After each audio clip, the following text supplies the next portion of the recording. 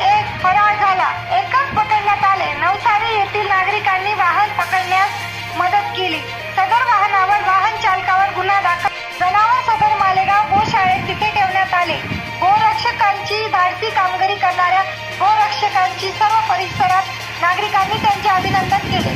भारतीय न्याय संहिता NS कायदा 325 महाराष्ट्र पशुधन यदीन 1976 ते 5 कलम 9 कायदा प्राण्यांचा मोटर वाहन अधिनियमन 1960 कलम 11 चा मोटर वाहन नियम 1988 ते कलम 83 प्रमाणे दाखल फिर्यादी अशोक कारभारी